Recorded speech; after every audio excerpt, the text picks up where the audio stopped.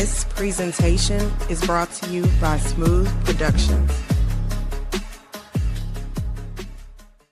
Welcome to another edition of your Wednesday Night Sports Delight, platform sports talk show.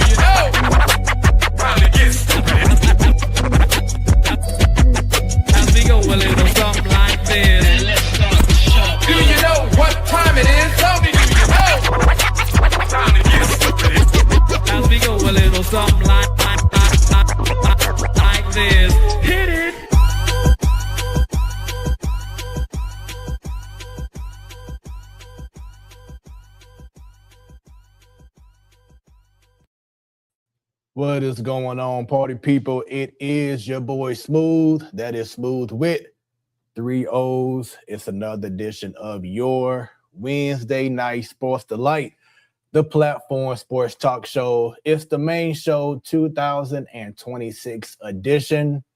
And it's a pleasure to have y'all on. Thanks for tuning in. I know y'all been having a busy last few days with all the football, all of the sports going on. And we have the show that's perfect for you to go ahead and voice, or shall I say, type in your opinion so we can interact with each and every one of y'all. Hope y'all been having so far an amazing 2026. With that being said, for all the first timers, need y'all to go ahead and not check that out because we already had the Super Show, but check out the platform sports talk show all across social media. We on Facebook. We on the X, we on Instagram. Just put in the platform sports talk show and y'all will see it. And just give us a like, give us a follow, and support the platform sports talk show network. Definitely go on YouTube. Definitely hit that subscribe button, like, hit that bell, because anytime we go live, you will be notified. We also, for those who may not be able to watch live, or in regards to, maybe y'all busy doing something right now and y'all can't watch the show, well, it's all good because you can also listen by tuning in on Hot 365 Radio, where it is always hot. Go to the website hot365radio.com or download the app on iOS or Android. Once again, Hot 365 Radio. They also have a Twitch channel, twitch.tv/hot365 radio. You can catch the replay of our most recent show each and every Sunday at 3 p.m. Central Standard Time. Every first Wednesday of the month, like last week, you have Ladies Night, the best panel of ladies who love sports. So shouts out to Jobo, to Bunny, to the wifey. What's up, Yonsei?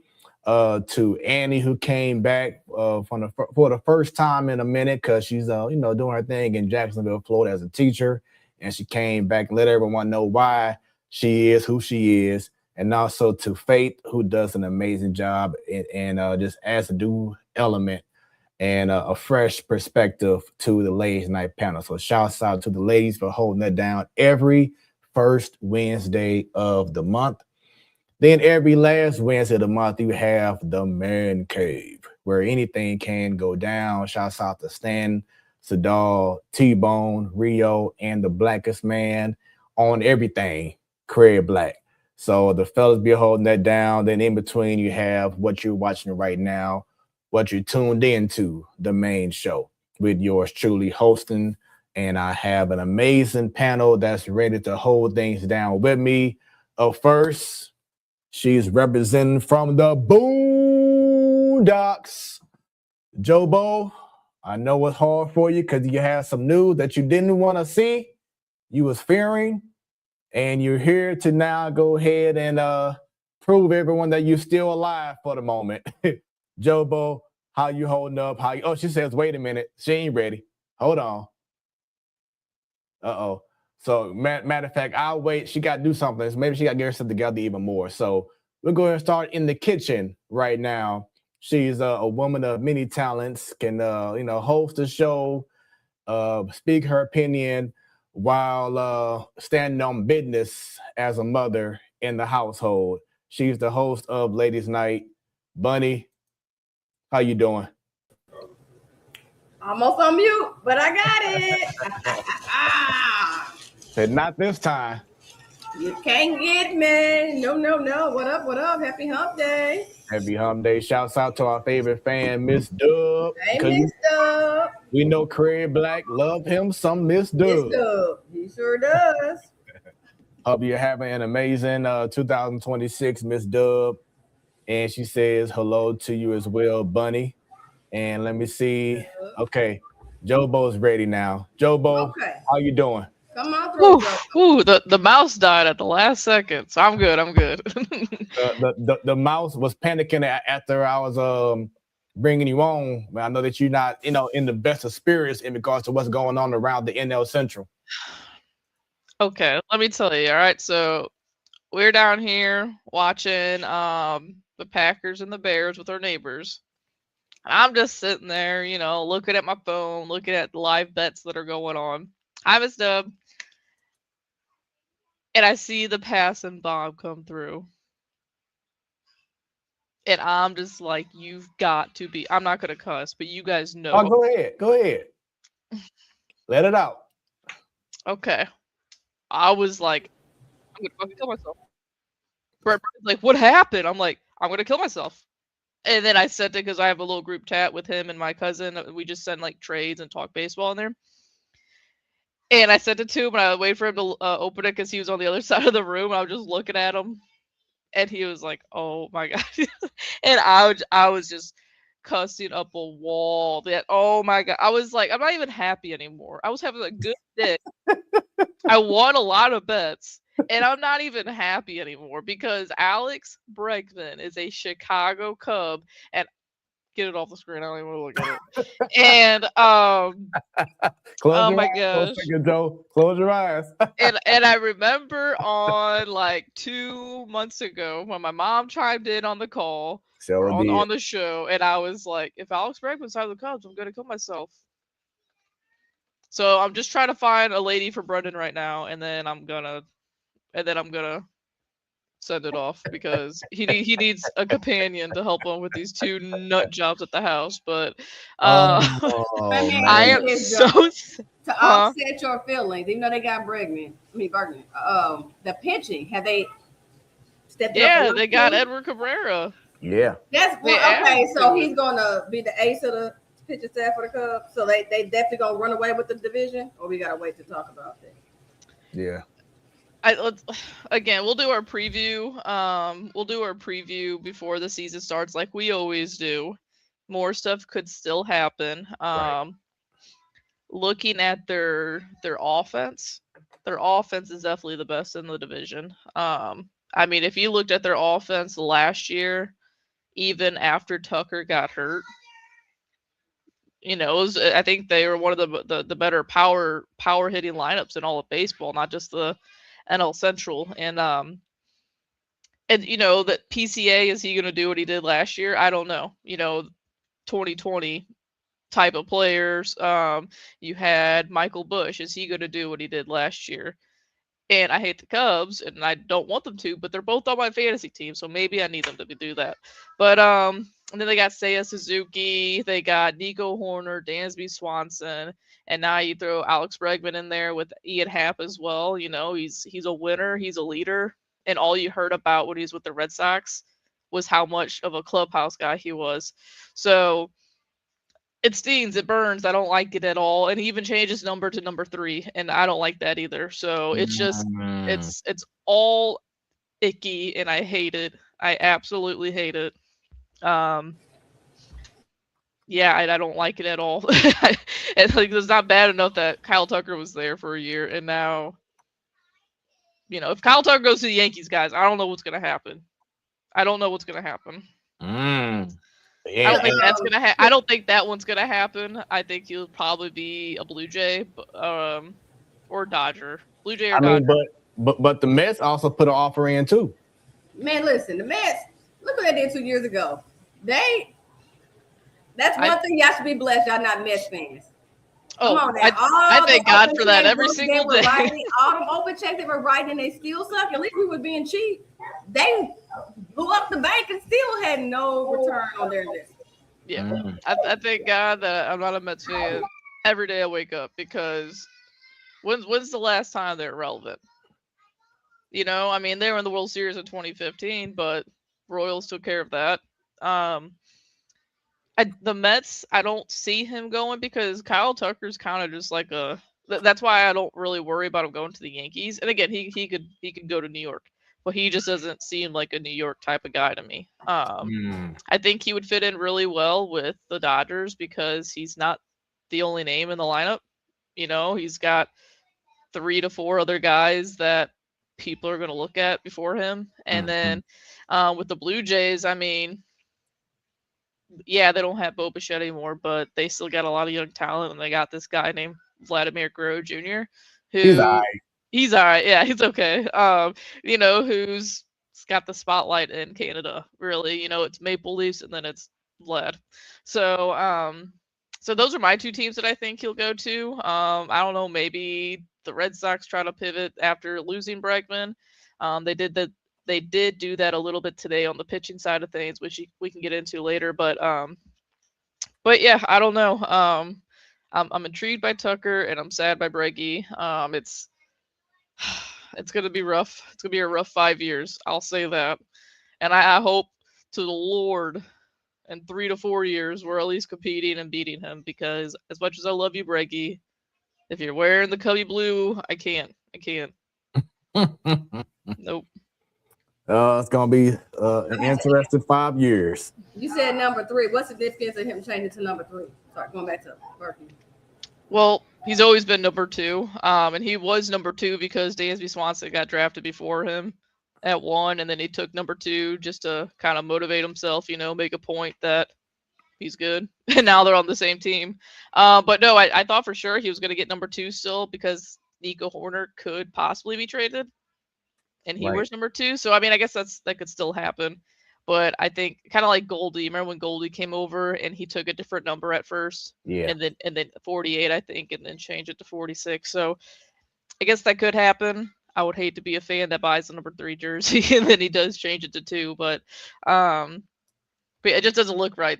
Bregman with the 3. I don't like it. Yeah, buddy. Whole lot has been going down since Wednesday from ladies' night. I mean, a whole lot has gone down. And speaking of a whole lot, I do want to go ahead and say, for those who are, following the Platform Sports Talk Show Network, we appreciate y'all. But if you haven't noticed, over the last couple of days, we have a new thing going on called Off the Platform. So there's been a video by myself and also from the Man Cave Zone, which I forgot to mention. So sorry about him. But Tamiko, he's part of the Man Cave as well. He left a video today. So it's like, you may just randomly see a video. There's no set time, no set day, but you may see a random video of one of our many established panelists from the Platform Sports Talk Show Network. Just leave any kind of thoughts, opinions, or whatever sports related that's going to be posted on our pages. So definitely stay tuned for many more vlogs coming from any one of us at any given time. Because like I said before, anything can happen in sports. And a lot of times we have a good show, and then some breaking news happen after the show. It's like, how come it didn't happen during the show?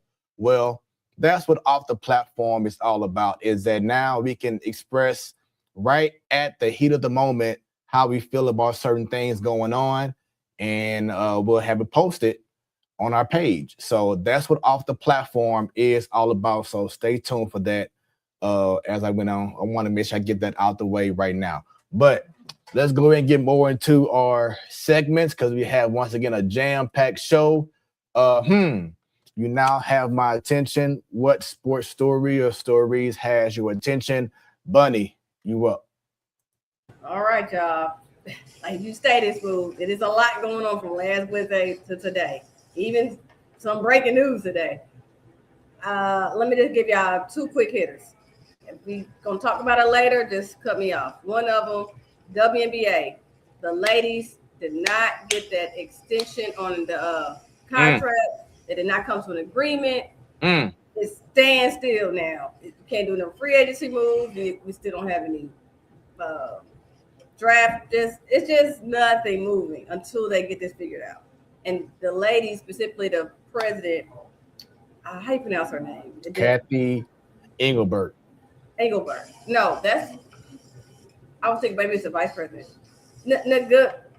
Oh, you're talking about her. Yeah. So we got to ask fate for her name. Thank you. But she was like, we're not extending it, and she was standing on business. And they did not extend it past Friday's deadline, and so it's just standstill. That is definitely big because this is middle of January. They start training in April. You're like, oh, they still have time. But no, you can't do your free agency signings. You can't figure out, okay, who do we still want to fill our roster up? You can't get these salaries. Don't know what's the budget. It's no bueno. We're talking about 3 months before training camp. So that's one big thing that has my attention. And also because Unrivaled League just started last week as well. So people are still getting their women's basketball fix for now. But when Unrivaled ends and there's no WNBA games, what are they going to do? And all the momentum these women have finally get bigger media right contracts and definitely get some better endorsements. You don't need it to stop now. You need that train and keep moving. So I hope they get this figured out sooner than later. Pivot, the other thing that has my attention, Oregon Ducks. Their starting quarterback deciding to come back another year rather than go to the draft. You'd be like, oh, that's not a big deal. Well, the Oregon Ducks did just get their butts kicked last week, but that's not the big deal. It's because they had a quarterback waiting from the transfer portal picked up from Nebraska. He thought he was going to be starting this season. Now that Dante Moore is coming back for the Ducks, what's he supposed to do now? And that brings up a whole nother can of worms when it comes to transfer portal and NIL deals and where do you go from here? Somebody kind of sold the Nebraska quarterback. Hey, come to Oregon. He's going to go to draft. Now he's not. What does he do? He's going to sit there and wait on the sideline another season or not? So that has my attention. Yeah, and you referring to Dylan Raiola, formerly with Nebraska, who just like you said, just agreed to join the Ducks on the strength that I believe his name is Brooks from Oregon, the quarterback. Let me see. That's not Moore. Did I say the wrong name? My bad. Dante Moore. Dante Moore. Okay. Yeah, Dante Moore. And like you said before, he just announced that he's staying. So yeah, there's gonna be something else right there. And it kind of reminds me of that story I shared. I'm not sure if I shared in the main show, but I did share on the Man Cave about the quarterback from Washington, the University of Washington, Damon Williams, where he signed a contract and agreed to come back to University of Washington. But then he said, you know what? No, I think I'm going to go to a different school. I think it was LSU that he was considering going to with Lane Kiffin. And then Washington, the University of Washington was like, buddy, you just signed an agreement to be with us. And if you decide to change your mind and go somewhere else, we can sue. So now he's like, you know what?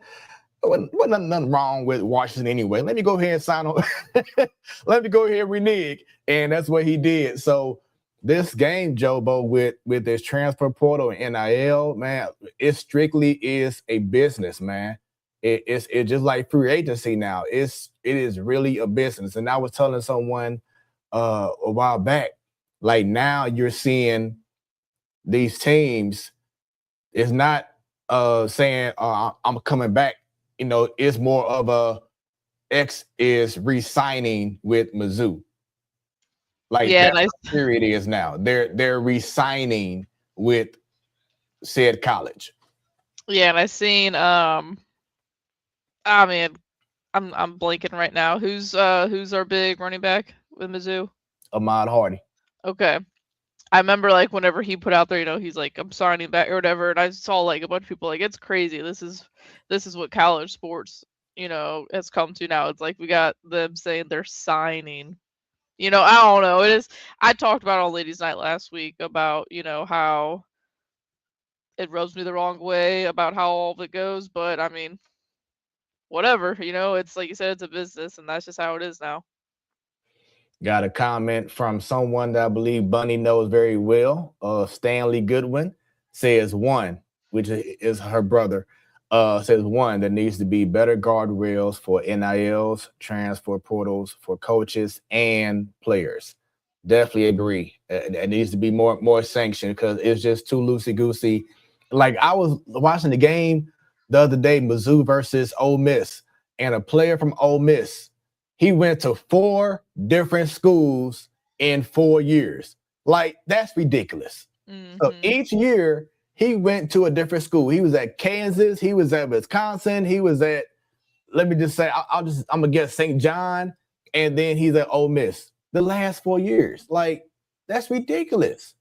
That's what I was saying. It was like, wouldn't you hate that? Annie brought up a good point, of like, they're young, they're moving all over the country and making all this money and living the best life. But I don't know. I would just, you're moving all the time. Like, wouldn't you want some consistency? I don't know.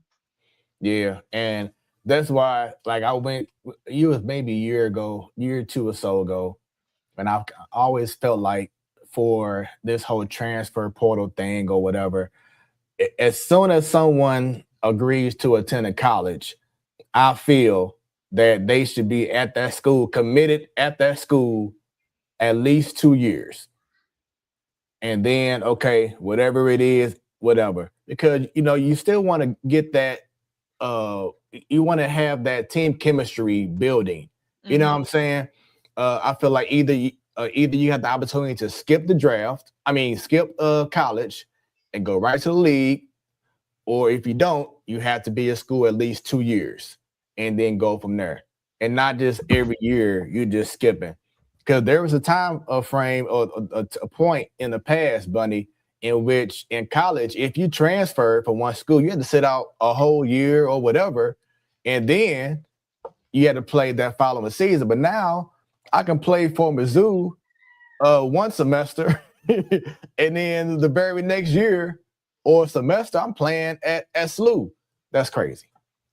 Yeah. I think they'll eventually get it right. Like, look how long it took them to get the college football playoff together. Shout out to Brother Stanley over there. That's my crazy brother. But he said he believes people are upset with landscape because players have the same options as coaches. That's right to a big degree, but the biggest thing, I still see some of the coaches in their feelings because players are getting played, and so that makes them do something extra, meaning I'm just not managing a team as far as coaching. I have to have another person help with the money part of it. But when coaches would be held to the same rules that these players would, then it would be a whole different conversation. So look how many coaches leave for better opportunities. I'm not just talking about the LSU coach situation from Ole Miss to LSU. For years and years, it's nothing new when coaches want to go on bigger opportunities. Nothing wrong with that. You do what's best for you and your family.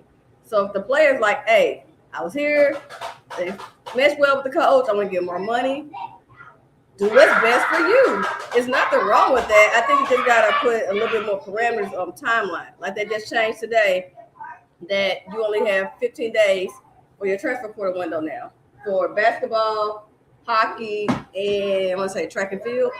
So as stuff keeps getting out of hand, then they eventually come back and fix it. Some of it. But it's like y'all could have done this up front, here nor there. If the person is transferred 4 schools in 4 years, if you weren't an athlete, you could do the same thing, right? Yeah, and no way to stop that. It's just if your credits don't transfer, and the biggest thing I want to say, this exploits what the NCAA, as I call it, cartel. It's not about the student part, it's about athletes. Plain and simple. If you can keep transferring, all these credits go, they may equal a degree, they may not. I mean, let's just be real. Y'all not caring about the academic part. When the last time I heard a story on academic fraud? It's been a whole probably 2 years since I've heard about some academic fraud. When the NIL wasn't around, we still had all those issues going on for certain big schools. Yeah, no, I mean, I definitely agree, especially with the point where coaches are able to just go ahead and leave and move on.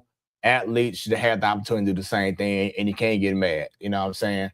And one of my rules I was saying with the transfer portal thing, like the player, if they want to transfer, after those 2 years, of course. But like if said coach left and went to a different school, and that player was recruited by that coach. Like the reason why I went to Mizzou is because of Frank Haight, but then Frank Haight left the next year, then I should be able to leave too because I was recruited by him, and then he's gone. Well, I should go ahead and leave too, even if that's within the 2 years that I said that you should be at that school.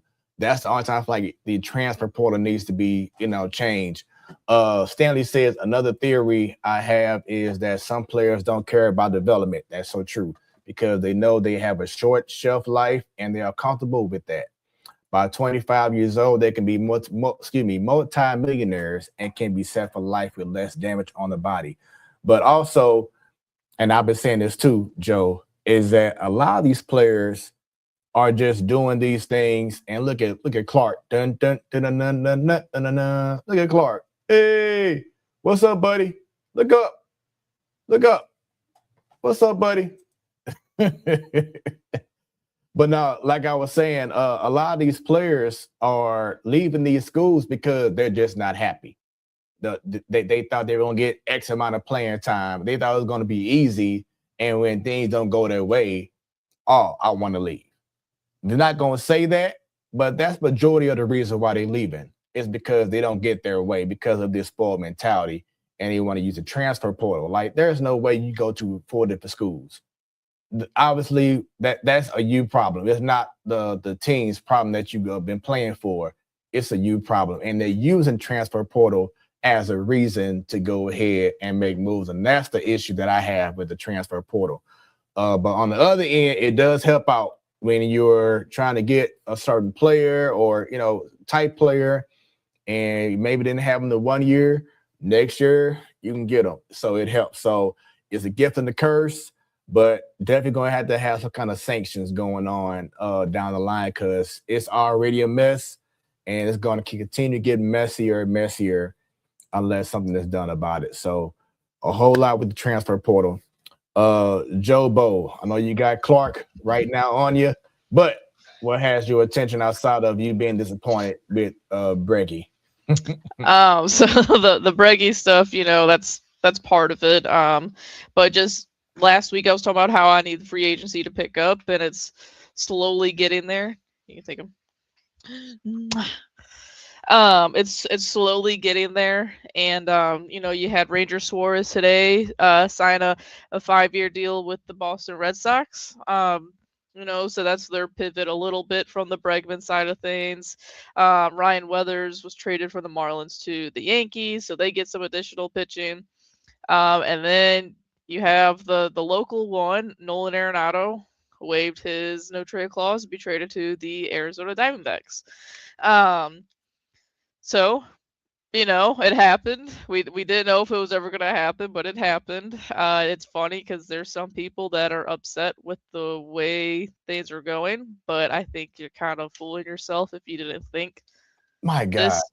this was going to be the way. Like, I have people at work saying they're upset, and I'm hearing people texting to 101 and seeing things on social media, and I'm just, weren't you guys tired of the same thing? Thank you, Joe. Thank you. Over and over again, putting band-aids over, over things, over cracks in our on our roster and our organization as a whole. Like, this is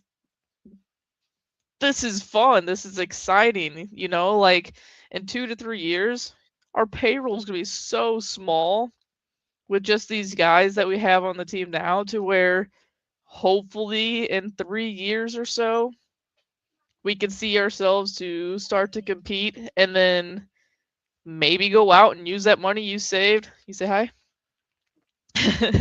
Use that money you saved by getting rid of all these guys. And I hate saying get rid of because I truly love Nato and Sonny Gray and Wilson Contreras and whoever else we're going to, trade.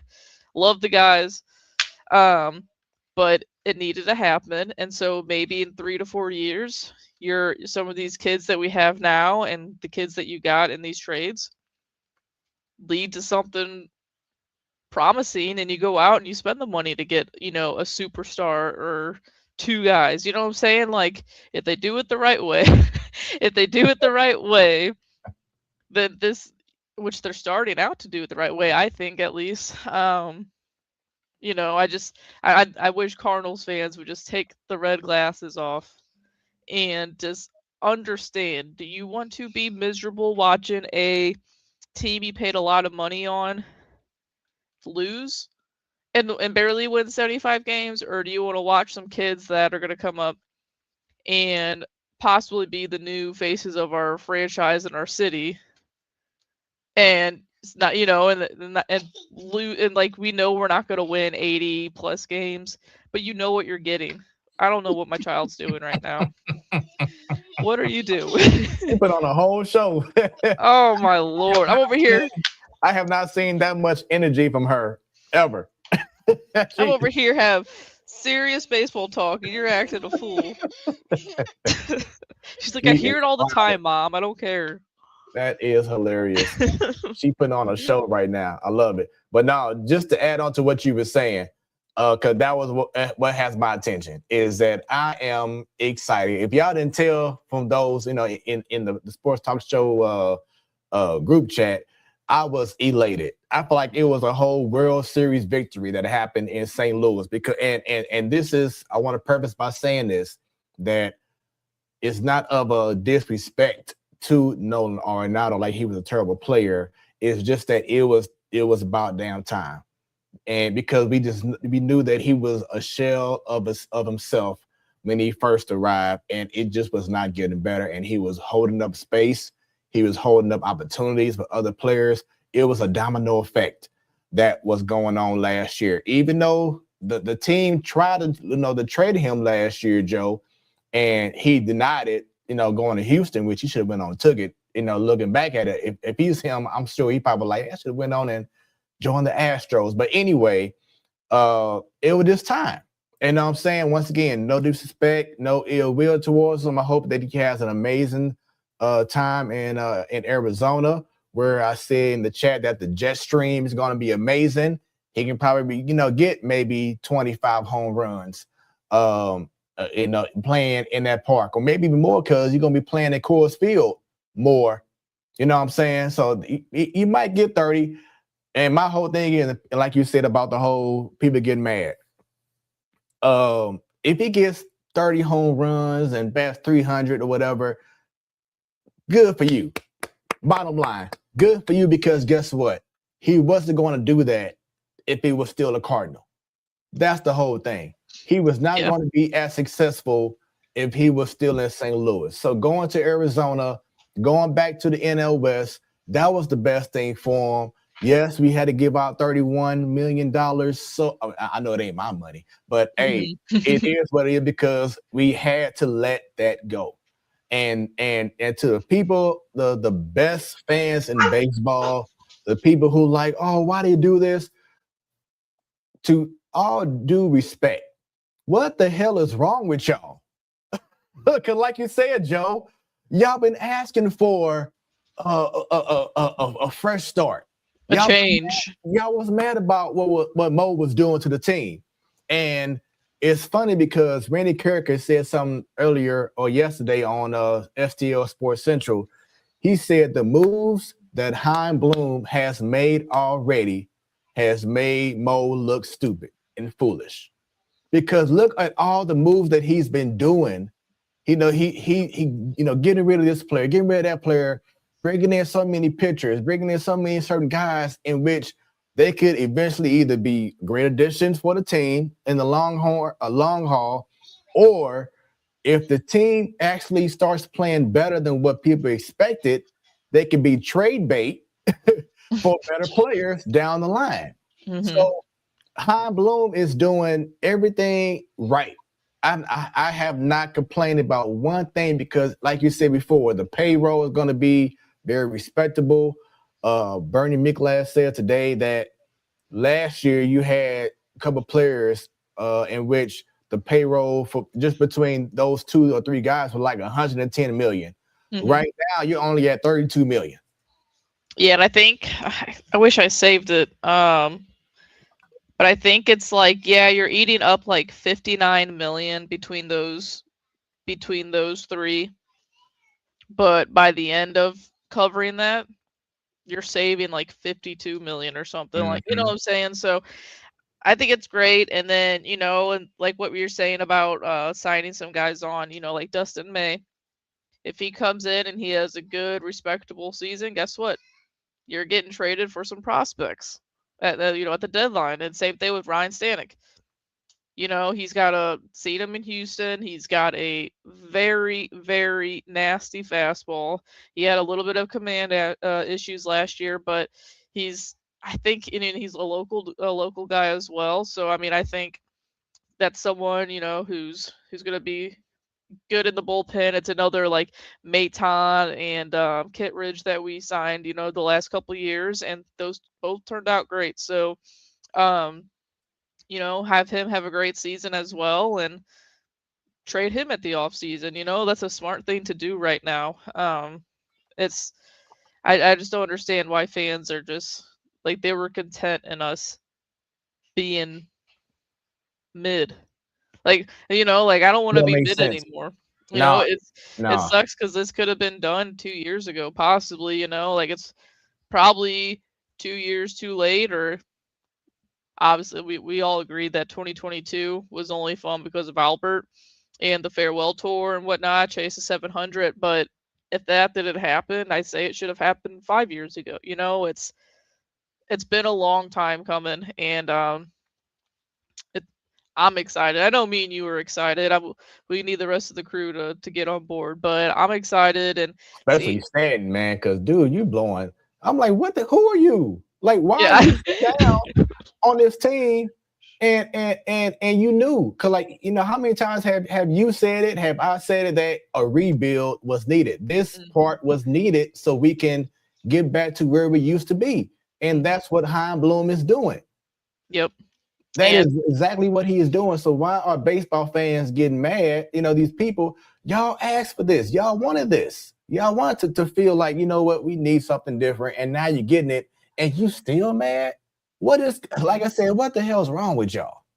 And I think the reason they're mad is because Mo didn't take any time. He didn't do it. He didn't do what needed to be done. And that's, I think that's why they're mad. It's like I said, this should have happened years ago, and now it's going to take even longer. But cross your fingers and toes that it happens sooner than 4 years. Like 4 to 5 is what I was thinking, but maybe it happens in 3. I mean, we got we need to get Kyle Reese back on here, talk some prospects, because there's some exciting names and Yes. in the pipeline right now. And Yes. some names that could be some household names. And it's like, I think I saw someone say after Nato is traded, it's like there's not a name in sports in St. Louis right now that's, like the Blues are the Blues. They're not great. You got Bennington, but he's been what he has been this year. And now with the Cardinals, who's the name? Like there's not like a big star that attracts people to come to St. Louis to see some sports. So it's gonna be different, that's for sure. But I'm excited about it. Yeah. Like I said, I'm super excited, and I'm not here to guarantee that they're going to win the NL Central or go to the World Series, but I truly feel, because of the moves that is being made, and also something to also think about and consider, is that he's improving the coaching.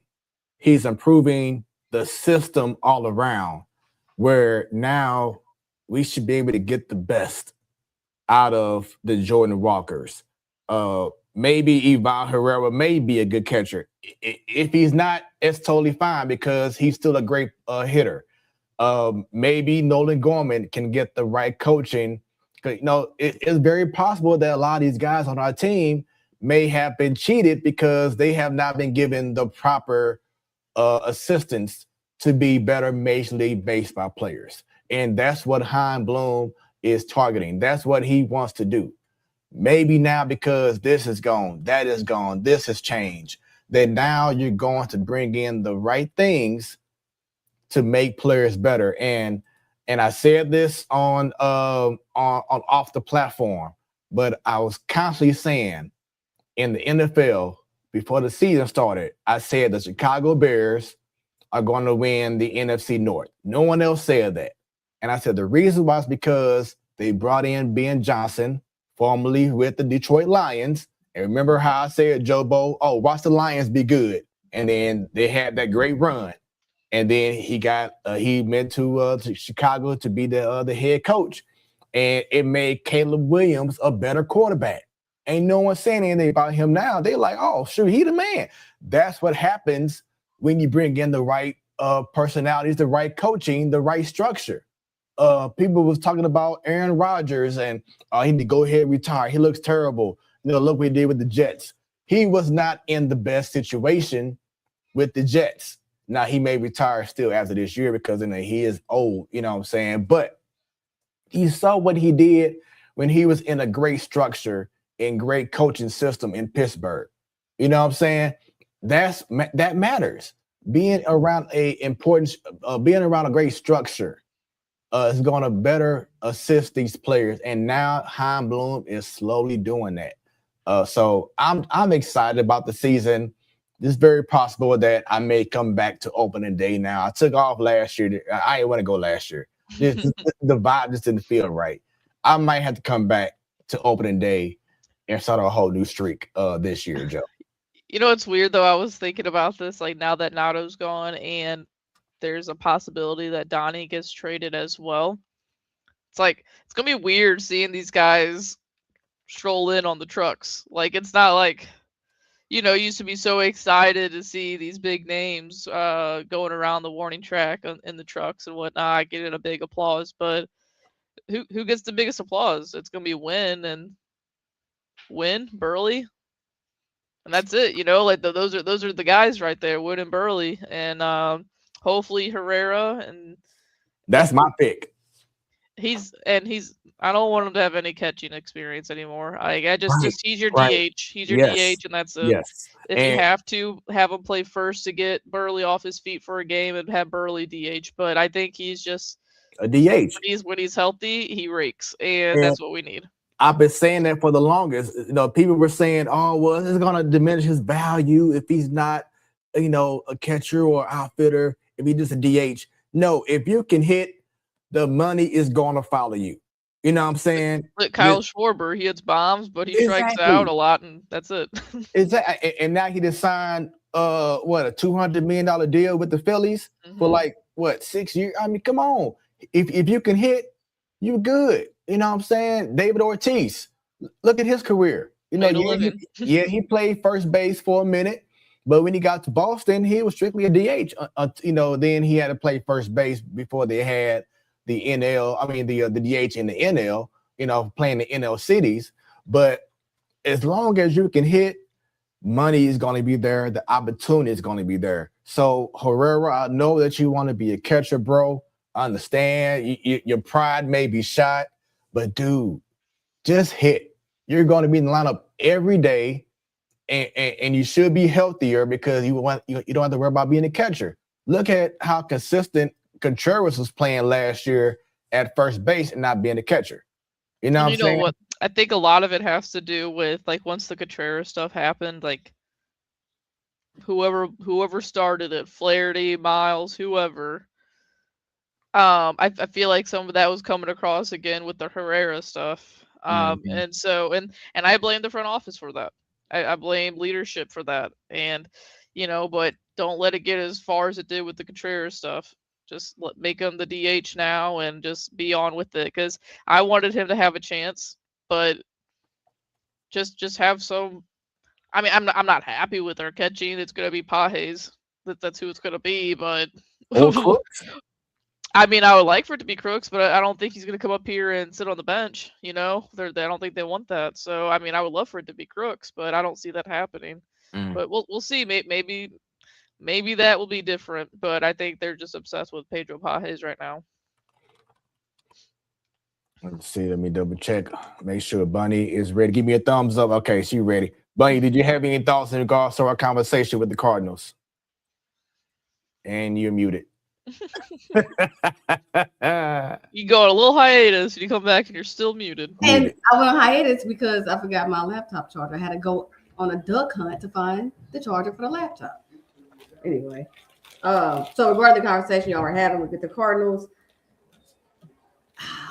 I should have asked you before I started talking. Well, let me do it real quickly.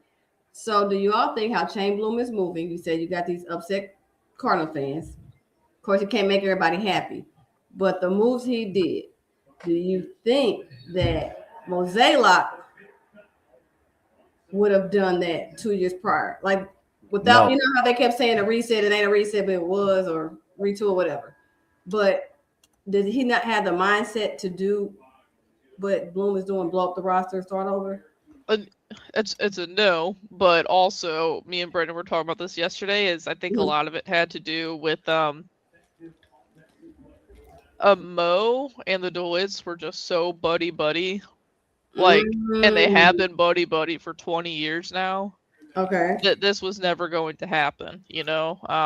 Okay. Yeah, you got a brand new voice who's been in different organizations, who've done things differently and with the new analytical way. And you know, I think that's probably opened up the DeWitt's eyes a little bit. That hey, there are other ways to do this thing. You know, like I don't have to be best friends with the guy. But yeah, I don't think Mo ever would have gotten to this point. I really don't. No, because one, he was out of touch with what was going on. He and the ownership, and then like Joe said, and I feel like this needs to be the Cardinals' motto for this year. It needs to be on all the shirts. The new Cardinal way. It should be on the walls of Busch Stadium. It should be on the outfield wall. Just say it's not personal, just business. That's it.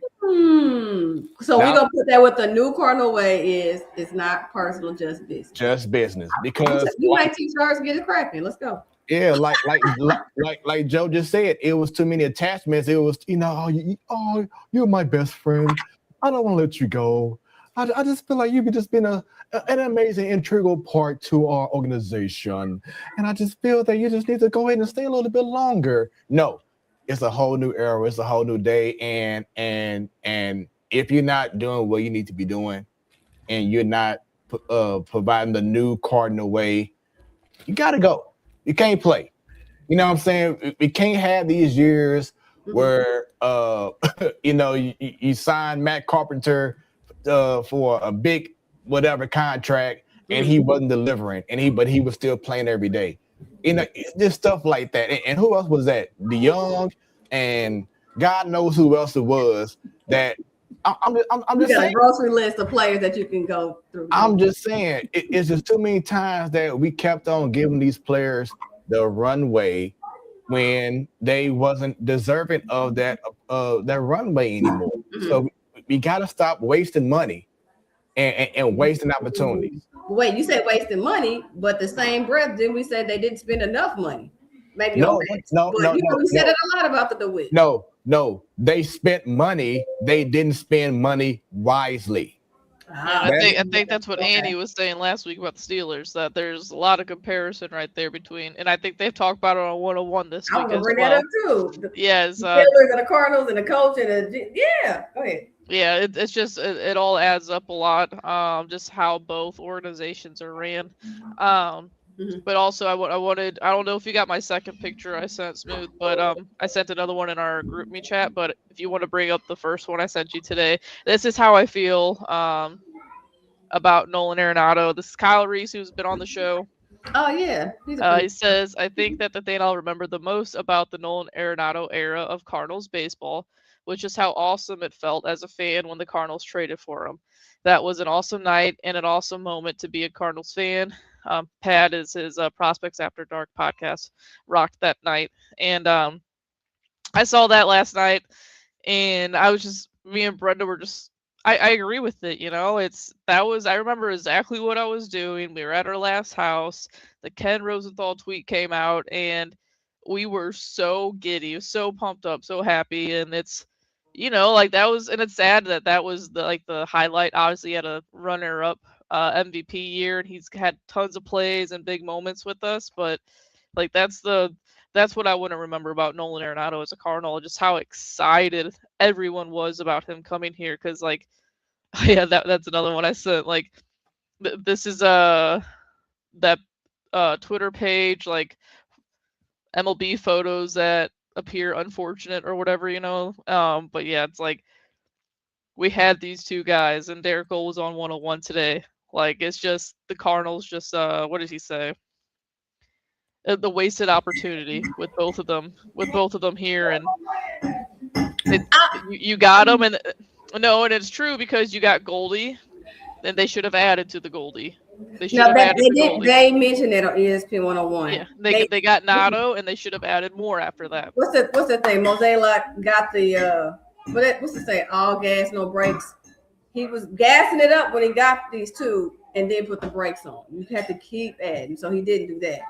But what I also was going to mention, maybe I missed it. Smooth, did you mention how excited when Ronaldo came on when we did the special edition? We had, was it Wheeler? Yeah. And on the show. That special, we were so excited back in January of 01. Remember that? Yeah. We were special. I forgot what day of the week. I'm like, yeah, I'm available because I think it was like a Saturday or something. You all guys excited. Yeah. It was an awesome moment. Yeah. Add on to that.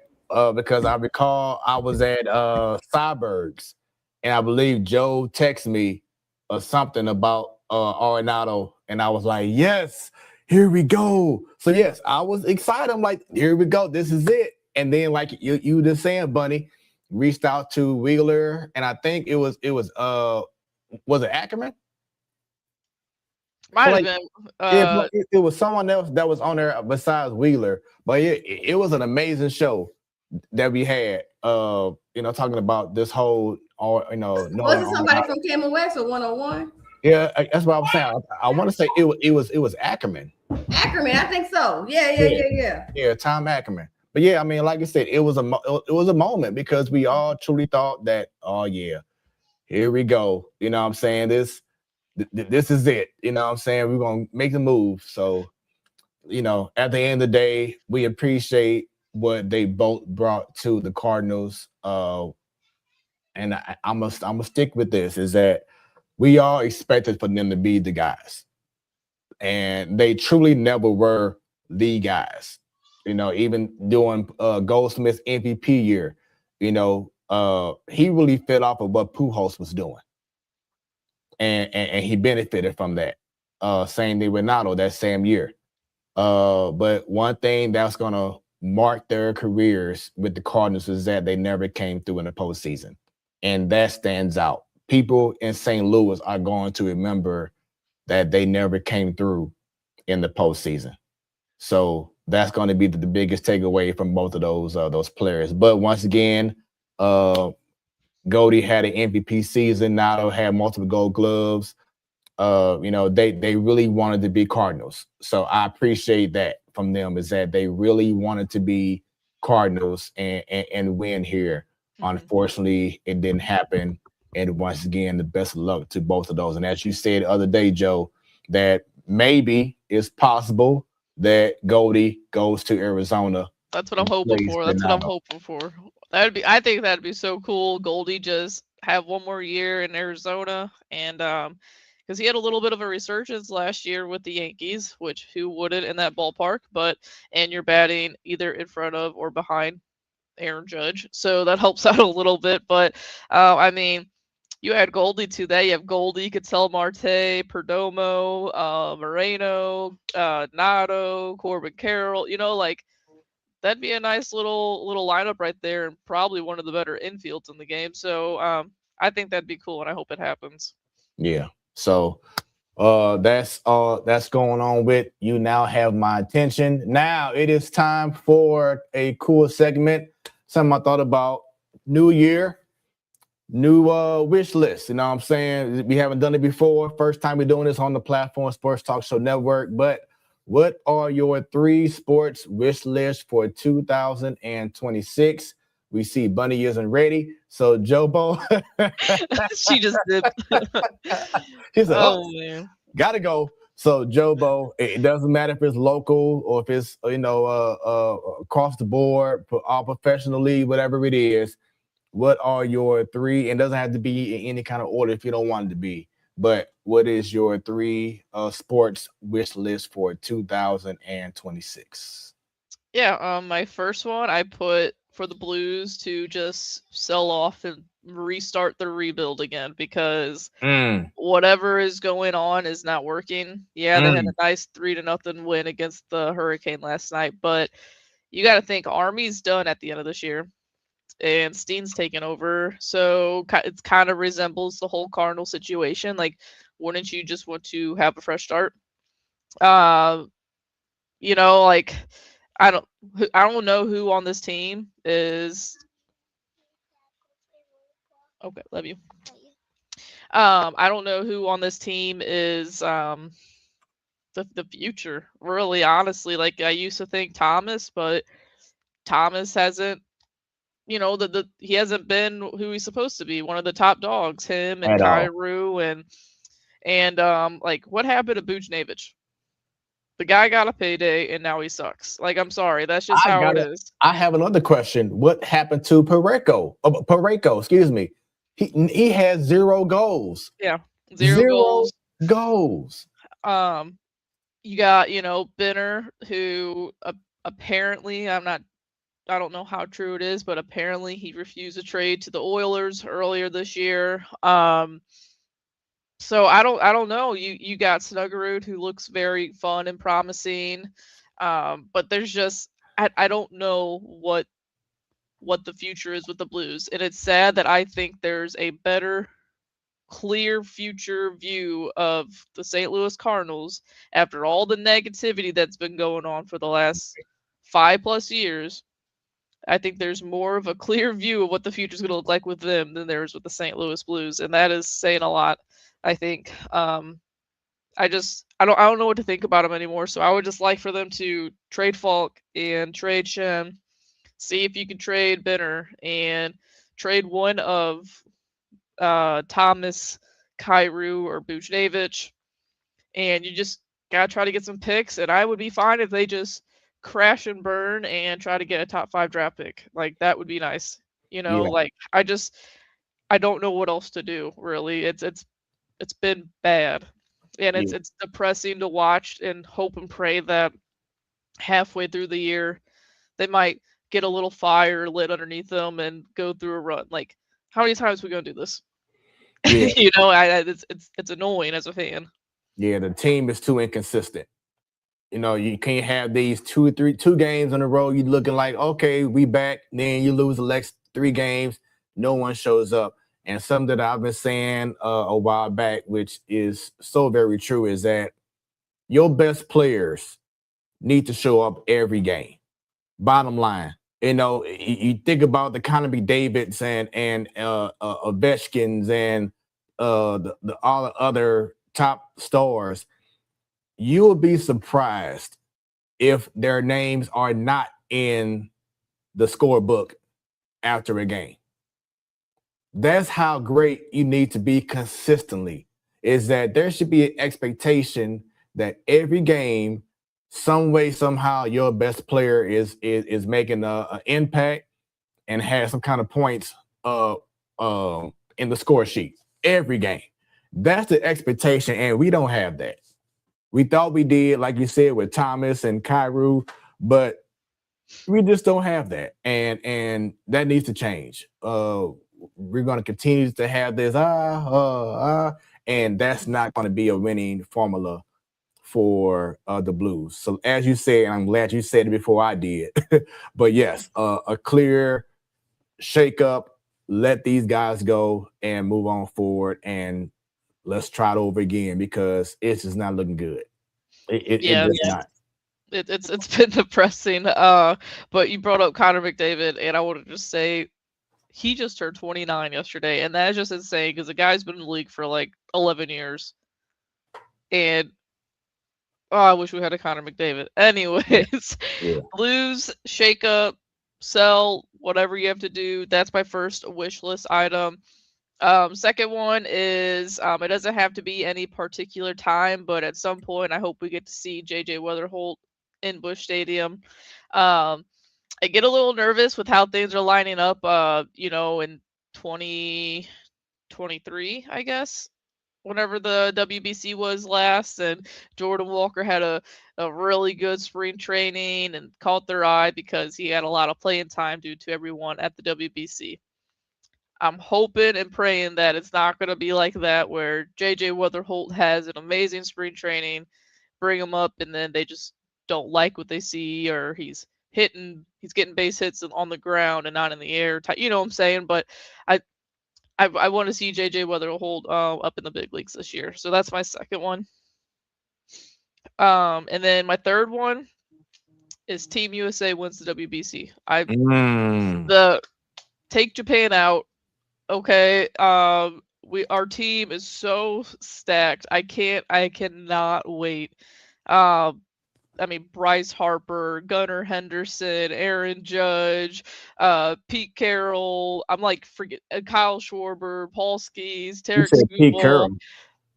Did it? What? Corbin Carroll.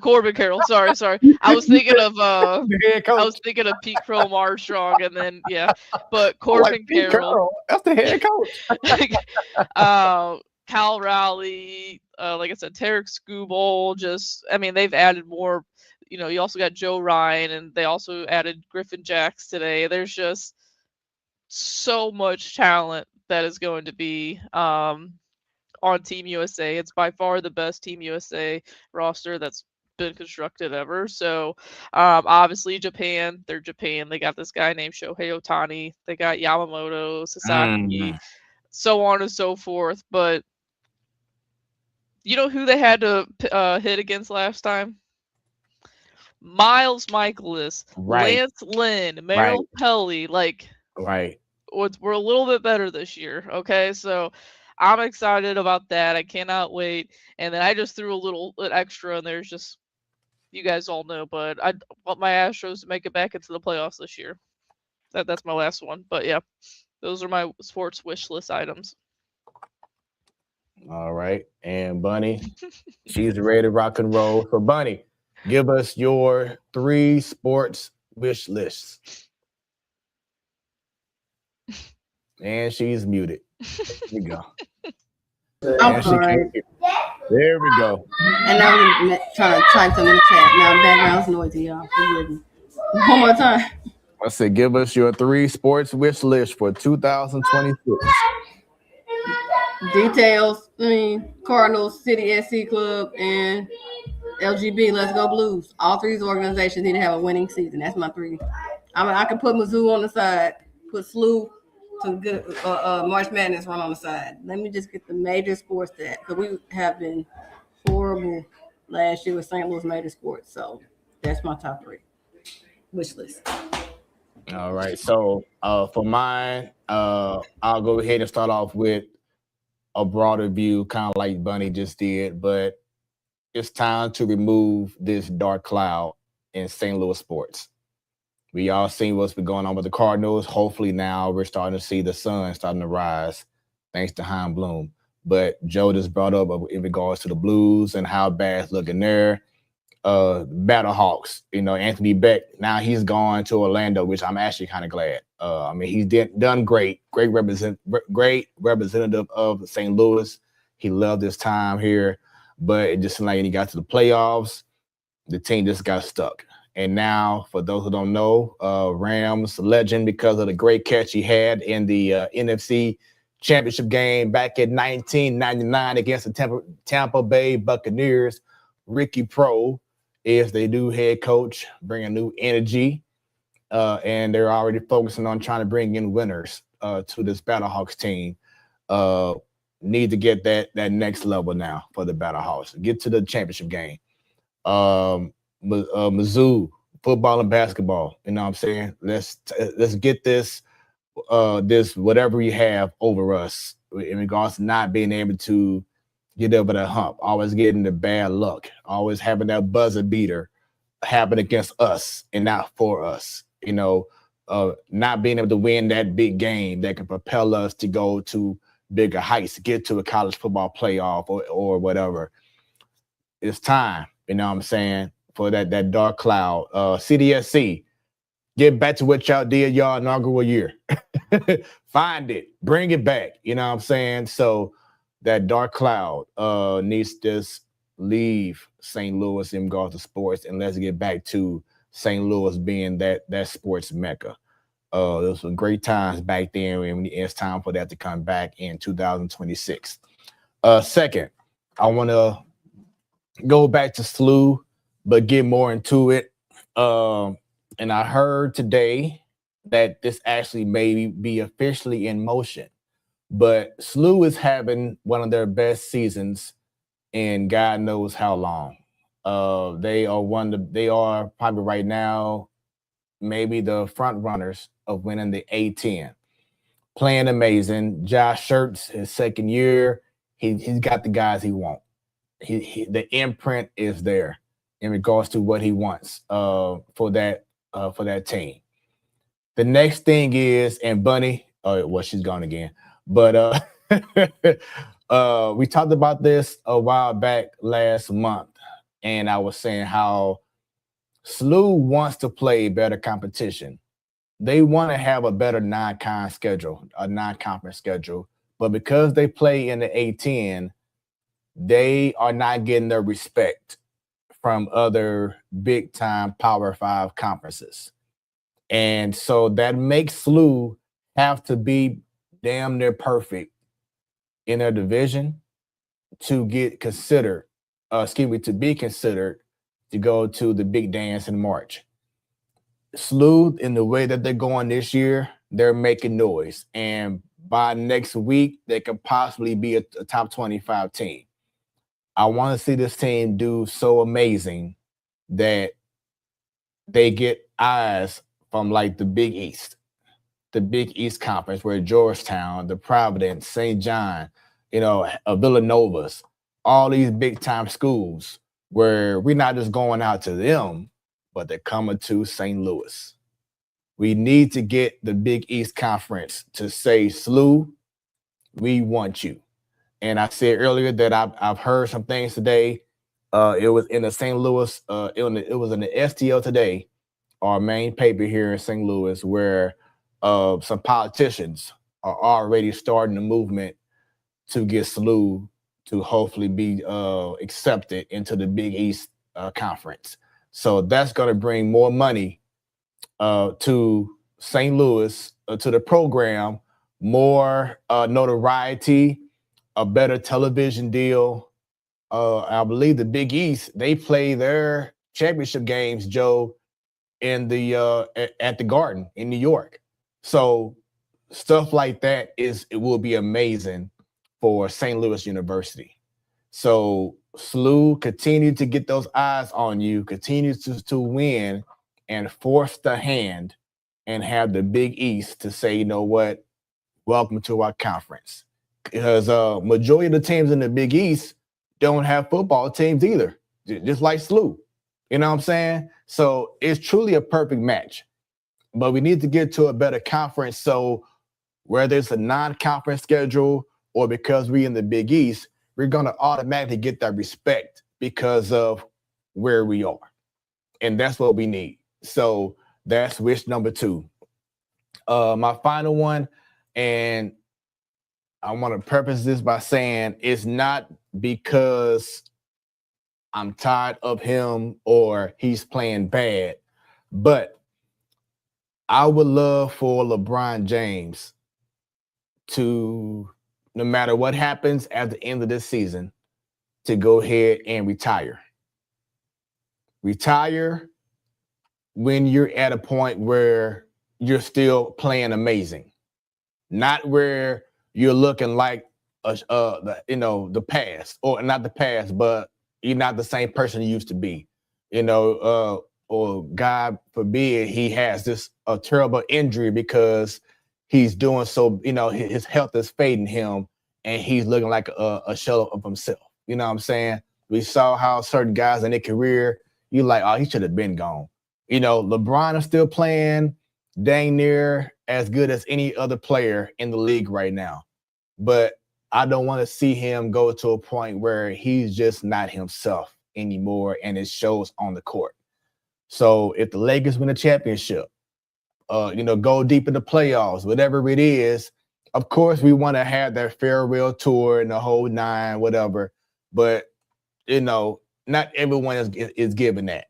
Kobe Bryant was lucky to have his after he had that Achilles injury, and he was lucky to come back and play his last year when he did. But LeBron James, go out on top in regards to your health, in regards to how you're able to say, hey, I left out where I could still ball and do my thing.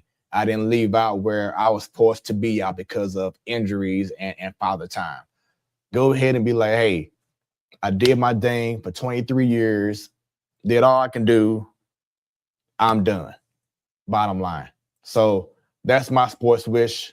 Y'all thoughts in regards to my three sports wish list, especially I guess Bunny, I'll ask you about my LeBron James one. LeBron. So you want him to go out on top. Look, most people do want to do that. Father Time is undefeated. If all players, all athletes know this, undefeated. You're holding out for your son, first son in the league / G League. So you want to wait out for the second son. Is it worth it? If you're going to still only get 40% of a basketball schedule done, you're going to be able to up your numbers. You've accomplished everything you wanted to. You've had a lot of monetary success. So what else is there to do, right? That's what it boils down to. I guess he's waiting for his other son. Maybe they can play together as well. I don't know. You know how you do things for your family, even though it's like, I don't want to for my body's sake, but I do it for my family. So I don't know. I'm torn on that one, but I get it, what you're saying, though. That sports wish list. The Lakers can't advance far while LeBron's still there because it's a liability kind of like you can get first round, that's it. Joe, any thoughts? I was just shocked that you said that, with how much you love LeBron and the Lakers. But I would like to go out on top if I had a career that long. And it'd be so, you said it'd be 23 years. It'd be crazy if he did retire after 23 years because, matches his number and whatnot. But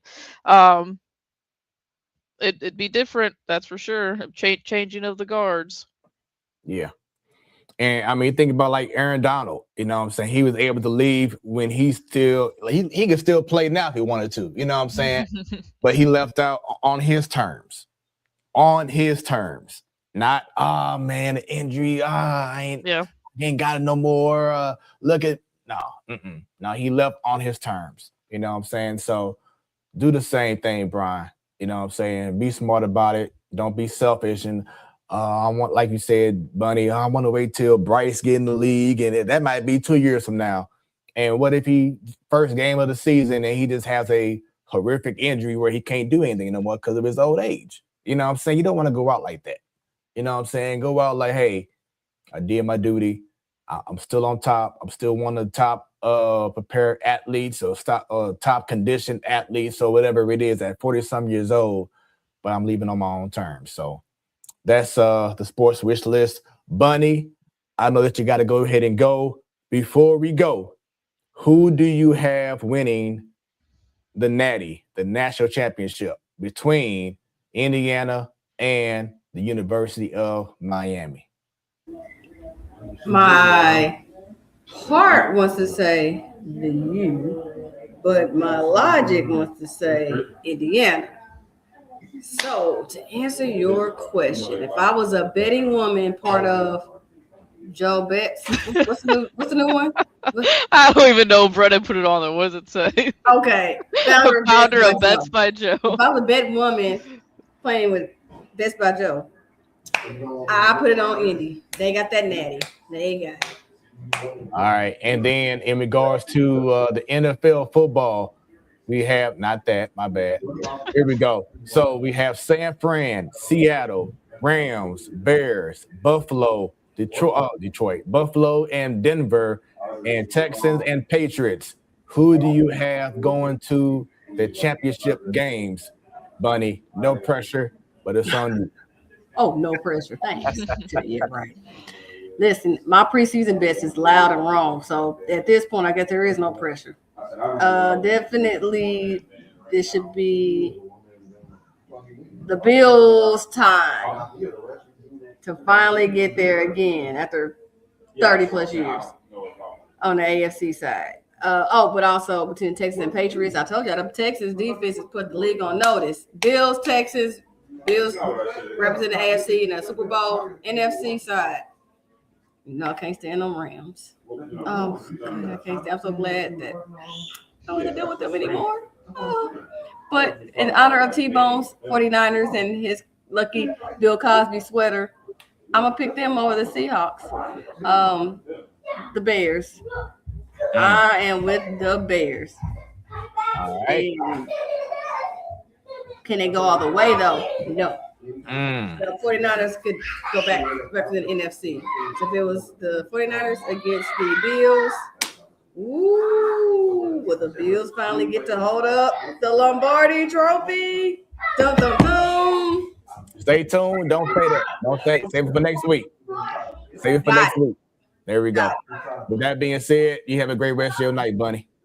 Peace. Thank you, because I can't even hear you. Y'all hear this circus in the background? She got a whole Royal Rumble in her right now. And they're not even on the main floor. They're upstairs. Up in Oh, Lord. Anyway, thank y'all. Good Bye, night. Bunny. All right, now. Once again, this is the Platform Sports Talk Show. This is the main show. It's your boy Smooth along with Joe. All right, so now we have a new segment. You already see the caption under Jobo's name. It's called Bet That. And Bunny, I'm sorry, Joe was telling me, as soon as betting was legal in St. Louis, which was, I believe, in December, that we should have a segment talking about betting. And of course, me being the great producer that I am, I'm like, you know what? It's time to go ahead and make that happen for the new year. So this is the opportunity for Joe to, for those watching, give everyone the opportunity to kind of know about betting. If those who don't do it, like myself, I had not really started doing that yet, but I want to learn about betting and what are prop bets, what are parlays, etc. You know what I'm saying? For those who may not know about it, it should give us some tutorials or whatever it is about betting, and then give us some picks, some games to look over to consider for the upcoming weekend. So Jobo, this segment is all yours. It is called Bet That. All right. So yeah, I'm not a pro at it, obviously, because I'd be a very wealthy woman. But I almost said that, but I didn't. Anyways, so but me and Brendan have been learning on the go. And for anyone out there that wants to do this, there are tons of apps out there that if you go ahead and deposit like $5, $10, you get a lot of bonus money. You have to use the bonus money within a certain time, but you get that as free money to use. And me and Brendan so far combined have won over $1,000 with our bonus bet money. So, so yeah, that's, sometimes you can get a little ballsy and, put a 5, 10, 20, that's ballsy for us, bet out there.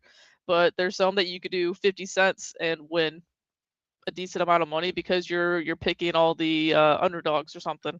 So so yeah, I like doing the big parlays just because I think it's fun and there's a better chance of winning higher amount of money.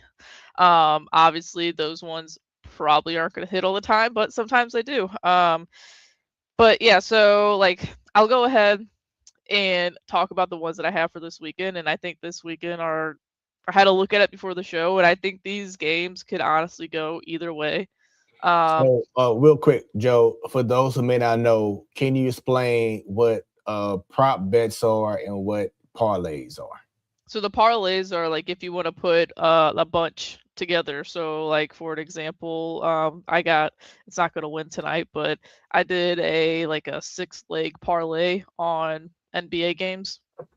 Um, and you just or here I got a three. Oh no, I'll save that one because that's for later. All right, I got a 3 leg parlay right now for the Sabres to win, the Knights to win, and the Devils to win.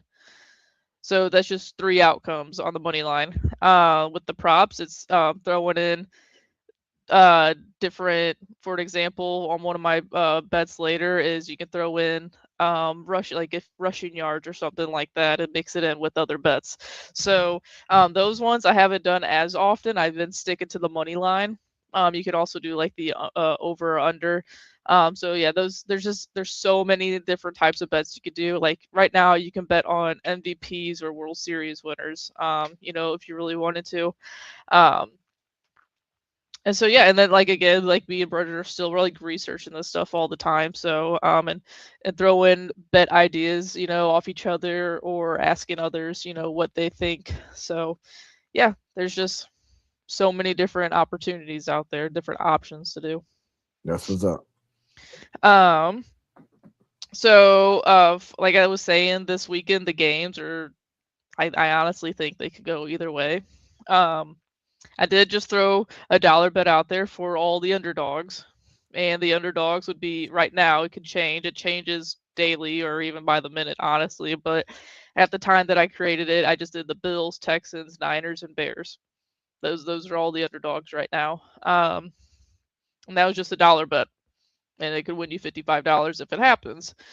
Um, this one I did of what I actually think is going to happen. I just threw out the Bills, Seahawks, Patriots, and Bears.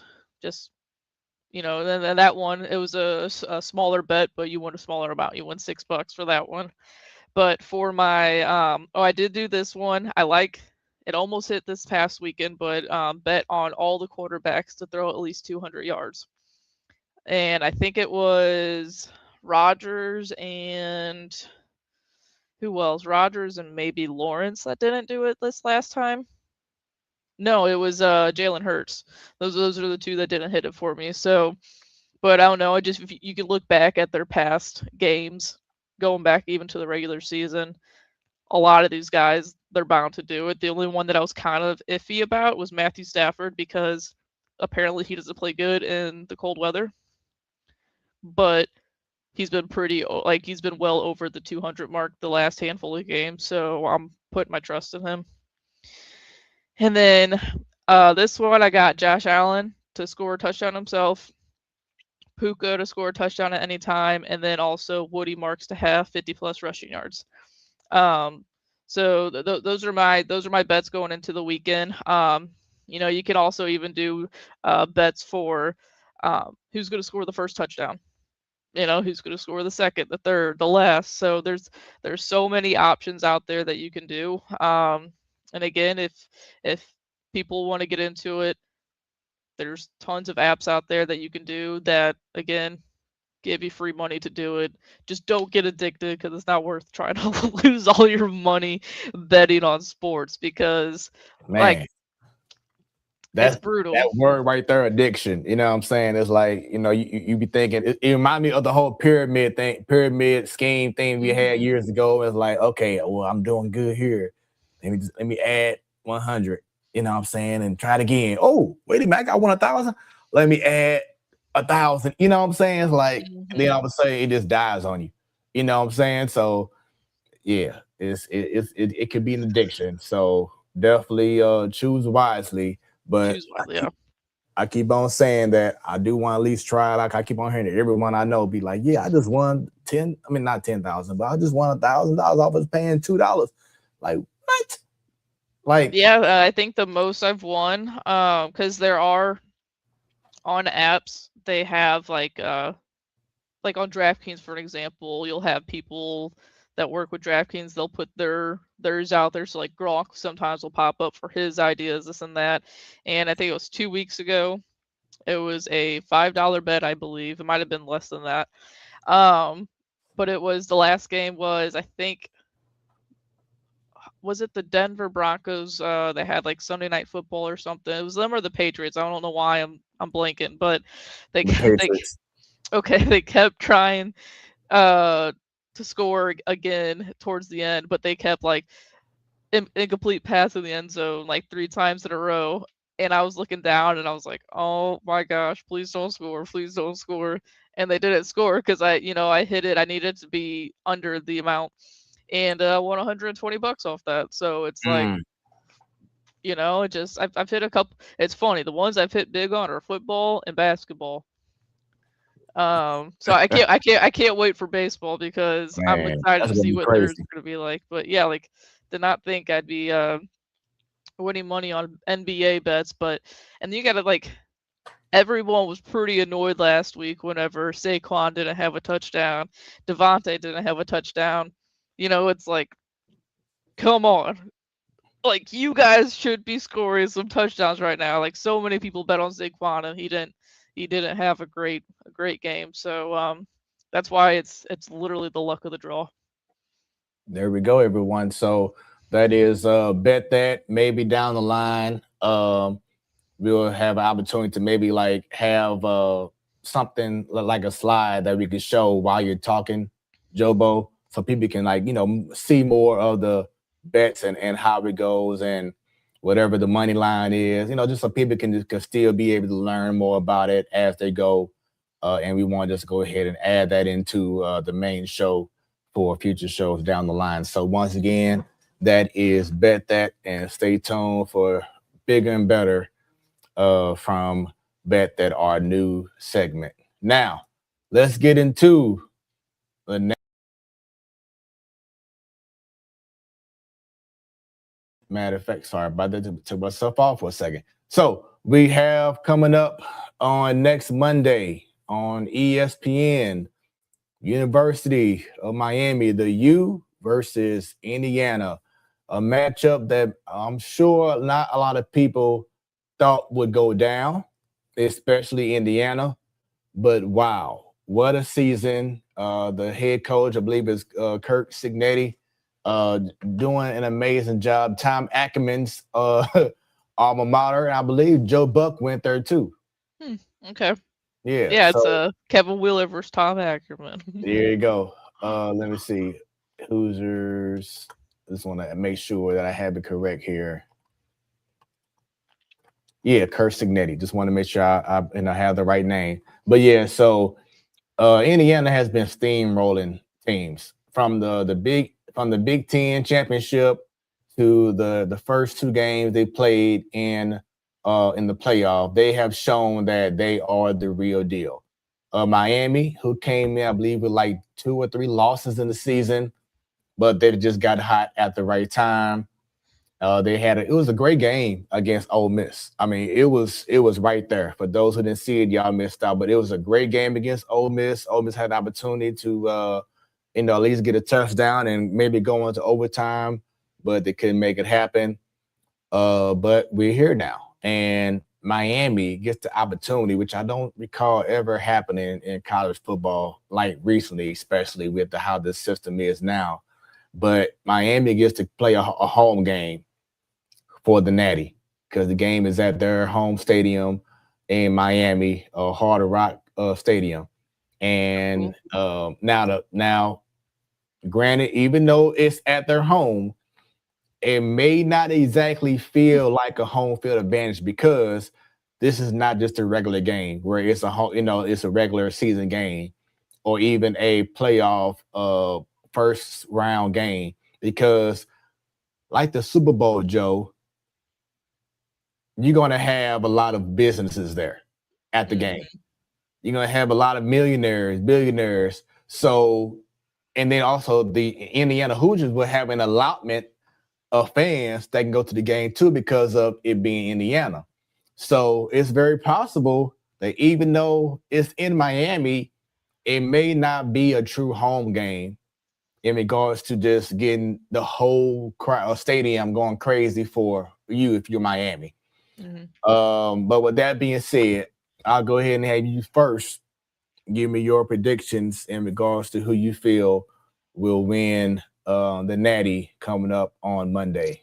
The U or the Hoosiers? I like to, root for the underdog in these types of games, but I really like the name the Hoosiers, and really like. I love Kevin Wheeler too, but I like Tom Ackerman, and it's cool dude and whatnot. I can't base it on anything other than Indiana's number one, and they, like you said, they've steamrolled pretty much everyone. I mean, shoot, I think their last game started with a pick six. Like, so I'm just gonna go with Indiana, and I could probably gonna be a lot of red, or I don't know, was that color just red? A lot of red in Miami. When's the game next? Monday. Next Monday, yeah. I'm just going with Indiana. It's probably the easy answer. Yeah, for me, I ain't even gonna hold y'all, man. I don't see no way that the Hoosiers lose this game. They just been too dominant. They're clicking on every cylinder possible. They're just a well-oiled machine, and just barring any kind of crazy injury, don't want to see that at all, in this game. But it's gonna be hard for me to see the Hoosiers lose this game. For those watching right now, no matter if you're on Twitter or the X, Facebook, YouTube, leave comments. Let us know, who y'all have winning the Natty. But yeah, once again, I don't even think it's gonna be close. Hopefully I'm wrong, because everyone deserves a close game. Yeah, close games are is what we want. Let's see. Because I believe right now the Hoosiers are a touchdown favorite. Yeah, so right now Indiana, they're a minus 360 in the money line, and the spread. So are they gonna win by 8.5 or more, or not? And then the score right now, they have it as over under 47.5. So. And 47.5 meaning that the score is combined between both teams, correct? Correct. Yeah. So the game as a whole, is there going to be more than 47 points or not? But I mean, I hope it's a good game, because what was it, a couple of years ago? Was it TCU in there, and they just got I felt bad for them. That was terrible. That was terrible. Felt bad for them, and because I get excited to watch these games, because I don't know, there's usually nothing else on. It's all cold and depressing outside, and it's just a fun game to watch. So hopefully it's a fun game and close game, and I hope it comes down to like the last couple plays. That would be fun.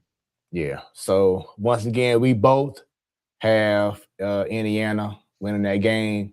We're hoping that it is a very competitive game and not blowout like it was last week when Indiana beat Stan's Oregon Ducks. Sorry, Stan and Bunny. Kind of Bunny has a family member who plays for Oregon as well. So we just want a nice competitive game, keep us interested about the whole game. So we shall see. And I'll lastly just want to say this, because I know that he's making some changes with his personnel, with his coaches and everything. But I hope that Coach Drinkowitz from Mizzou, is watching what Kirk Cignetti is doing for Indiana.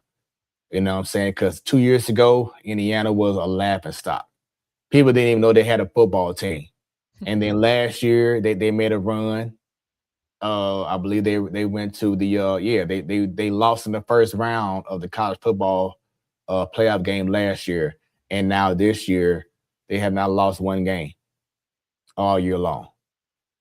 And just to see how Kirk Cignetti has changed that program around in just 2 years, I hope that Drinkowitz is watching, is studying, is doing whatever he has to do to change the way things have gone at Mizzou and shake up that team so now they can start being a respectable team like Indiana is right now. Because it's very possible that can happen. And that's the beauty of the NIL and transfer portal, is that now you have so many teams that have opportunities now. They have chances. Years back, it was always the same teams, the Ohio States, the Alabamas, the Clemsons, what I'm Georgia. saying, the Michigans or whatever it is. And now any team can really just have that one good off season, bring in NIL or whatever it is, and you're competitive. No longer can we say the SEC is the most dominant league. Now they may make possibly the most money, might have the best deal in regards to television or whatever it is, but you can no longer say that the SEC is that conference. Bottom line, because who we got now? Two Big Ten. No, I'm sorry, we got an ACC and a Big Ten team in. Last year, who won? It was not Penn State. It was no. Who won Notre last? Dame? Was it Notre Dame? No, tip of the No. tongue. Oh my goodness, I had it in my. Ohio State won last year. You know what I'm saying? Another Big Ten team. Mhm. So, hey, Yeah. it's fair game, like I said. So, whatever you're doing, drink that hasn't helped this team get to where they need to be to or get to. Look at where Kurt Cinetti is doing. It's possible. So, there we go. Now it's time for our last segment of the evening. Bunny gave her predictions, but these playoffs, man, outside of the Chargers and Patriots game, these playoffs have been amazing. These games have been tight. You know what I'm saying? And that's what it's all about.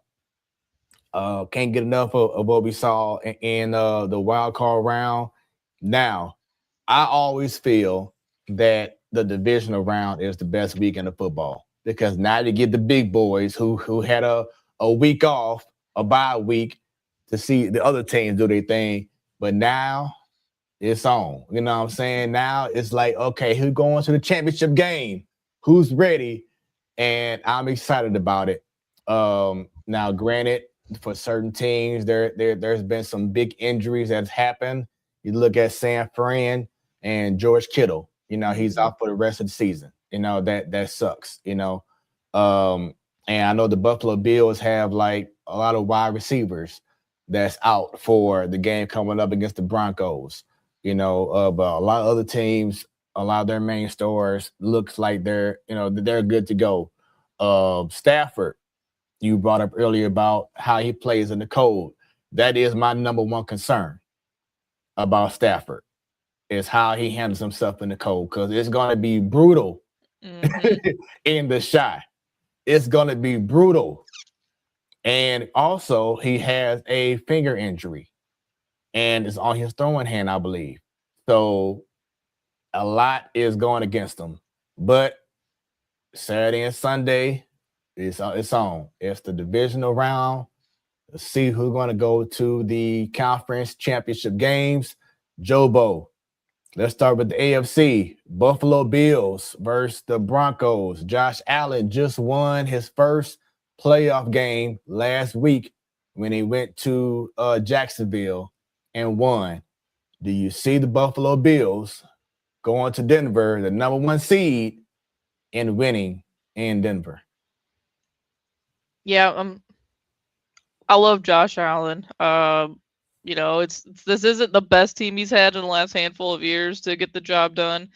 But this has to be the year with, no Lamar, no Mahomes. So it's probably gonna be just as cold in Denver as it is gonna be in Chicago. I'm sure it could be. So I'm gonna go with Buffalo. And like I said earlier, Josh Allen's gonna have himself a TD.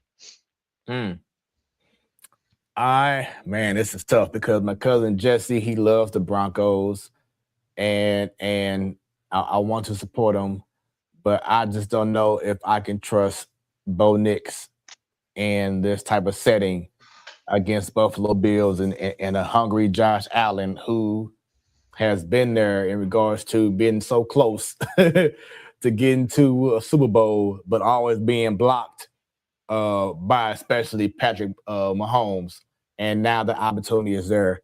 I have to go ahead and give Buffalo the victory over the Broncos. Who do you have? Texans versus the Patriots. This one's tough because Nico, he's concussion, so he don't know if he's gonna be playing or not. Um, they had Kirk and Marks and whatnot, have good games the other night, but Pat's got a good offense, obviously, but that Texas defense is like you said in the chat, that's why they're probably like the most dangerous team in the playoffs because their defense is so good. It's a tough one. I don't know why, but I just think Drake May and the Patriots are gonna win this game. Their offense, Drake May has been great. It's gonna be freezing there, and CJ didn't look great that last game. He looked a little out of whack and um I don't know, like shell shocked or something. I don't know. He just made a lot of bad rush throws, and he just looked a little off on Monday. So I hope I'm wrong because I'd love to see the Texans go on, but I just have a feeling the Patriots, and I can never say his name, Vrabel. Yeah. Yeah, Mike Vrabel. Yeah, he's been great. As their coach. So it's probably gonna be the Patriots. That's what I'm saying. So yeah, man. I said that the Texans have the best defense. They are the scariest team, but I'm also concerned about CJ Stroud and the offense. And the Patriots may not have as great of a defense as Texans, but they do have a nice defense. They do have, and especially in New England. So I'm going to go ahead and give the nod to the Patriots as well. I was going to say Texans, but I'm just not too sure that they can do enough on the offensive end, especially with what we saw last week. Now, of course, it's sports any given Sunday. In this case, I think it'll be Saturday, but no, I'm sorry, they do play Sunday. But yeah, any given Sunday, anything can happen. But I think that the Patriots defense has just enough to withstand and hold things down from a CJ Stroud. So I'm gonna give the edge to the New England Patriots. So now going to the NFC side, this one here, San Fran at Seattle. Seattle is the number one overall seed. Well, number one seed in the NFC, excuse me. Once again, no George Kittle. I'll go ahead and go first this time on the NFC side. This should be a great game. T-Bone, you my dude, but I have to go ahead and say Seattle. I think that George Kittle injury is going to really backfire against Seattle. Seattle is just a much better team than what the Eagles brought last week. The Eagles is like they just had too many internal issues going on with that team. Seattle is playing on all cylinders. I was just so impressed with what I've seen with Sam Darnold, what he did against the Rams on that Thursday night football game, and then what he did against the 49ers 2 weeks ago at San Fran. At San Fran, with the pressure on, and he showed up. And I feel like it's just their moment right now. So I'm going to say Seattle will defeat the 49ers. Who you have? Yeah, no, it's Seattle for me as well. Sorry, T-Bone, we love you.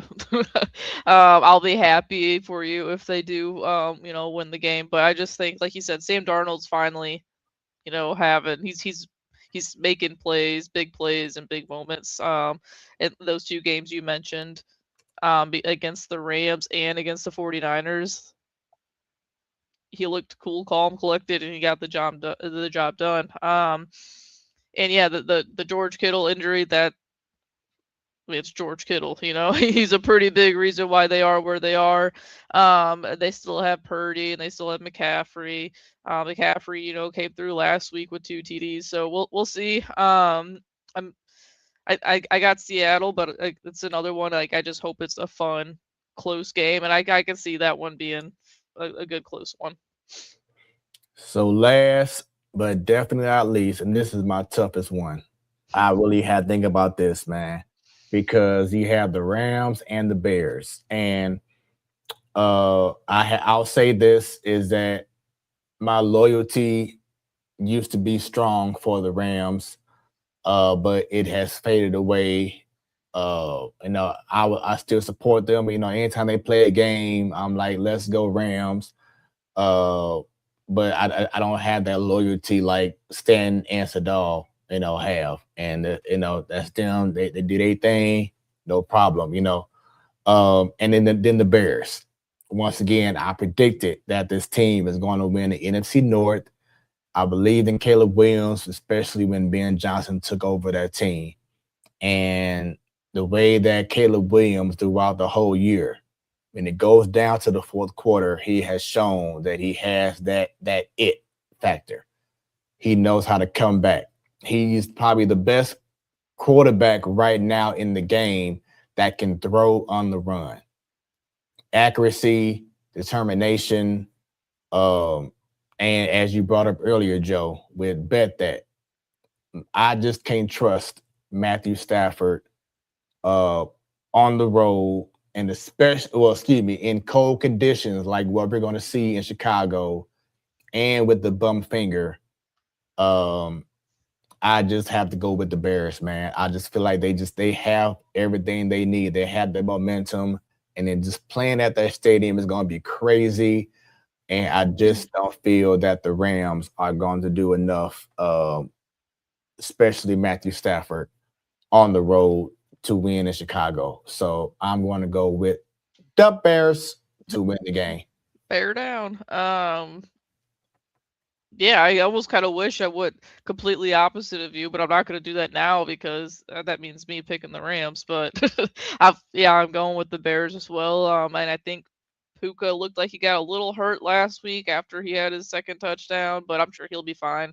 I said Devontae Smith, like he Adams. hasn't. Devontae Adams, he hasn't played in what, weeks, a month, I don't know. Every last game I've seen him, he's on the sidelines, and he just didn't look that great either, and didn't really get that many opportunities. But yeah, I'm going with the Bears. They had another comeback against the Packers, and LB3, which is now LB10. But see, Luther Burden, it's cool seeing a former Mizzou player get some love, and he's having a good year. So again, I don't have a favorite to win the Super Bowl, or like a team I root for. I love Josh Allen and the Bills, but if Luther Burden got out there and made it to the Super Bowl, I think that'd be pretty cool. Yep. So as we close this out, once again, we both are on the same page. We didn't have no talk about it before the show. We just both on the same vibe. We have Buffalo. We have the Patriots on the AFC side. On the NFC side, we have Seattle and we have the Bears. So that is our NFL predictions. We hope that everyone enjoy the upcoming weekend of games in the NFL, and once again, of course, in college football going down next Monday night. And with that being said, that is the end of the main show, the first show of 2026. And I hope that you all have enjoyed the episode. Please subscribe to our YouTube page, the Platform Sports Talk Show. If you did already, then tell someone else. Share the link. Say, hey, check out the Platform Sports Talk Show Network on YouTube. It's amazing. They have a lot of great content. 8 years worth of content. Great interviews, great conversations, funny moments, everything. All on the Platform Sports Talk Show Network. We're also across social media, from Facebook, X, Instagram. Just put in the Platform Sports Talk Show, and y'all be good to go. To give us that subscribe, that like, that follow, the whole nine. And if you can't watch, you can also listen in on Hot 365 Radio, where it's always hot. Let's go to the website, hot365radio.com, or via the app. Once again, every first Wednesday of the month, ladies' night. Every last Wednesday of the month, you have the man cave, and in between time, you have the main show. And also tomorrow night, you will have Smooth Conversations, where the conversations are always smooth. Need y'all to go ahead and follow Smooth Conversation. That's smooth with 3 O's. Like, subscribe, click that bell, and also check out KBDR Beat District Radio, beatdistrictradio.com, or download their app on Google Play and the App Store as well. But once again, the main show, that's a wrap. First episode of the year. Stay tuned for so much more of the Platform Sports Talk Show. What you have just experienced was brought to you by Smoooth Productions. Until next time, stay tuned and stay smooth.